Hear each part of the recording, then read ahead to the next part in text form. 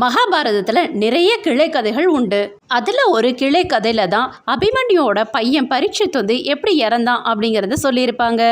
பகவான் விஷ்ணுவால உத்தரகருல இருந்து காப்பாற்றப்பட்டவர் தான் பரீட்சித். அவர் வந்து பின்னால தீவிரமான விஷ்ணு பக்தரா திகழ்ந்தாரு. அவர் நல்ல ஆட்சி புரிஞ்சு வந்துட்டு இருந்தாரு.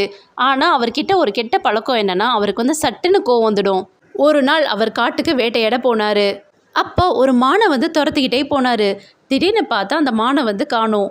அங்கே ஒரு இடத்துல சமிகா அப்படிங்கிற முனிவர் வந்து தவம் பண்ணிக்கிட்டு இருக்காரு. அவர்கிட்ட போய் கேட்குறாரு, அந்த மான் எங்கே போச்சுன்னு சொல்லுங்க அப்படின்னு சொல்லி கேட்குறாரு. அவர் வந்து ரொம்ப ஆழ்ந்த தியானத்தில் இருந்ததுனால அவர் சொல்கிறது எதுவுமே அவர் கவனிக்கல. பரீட்சித்துக்கு உடனே கோவம் வந்துடுது.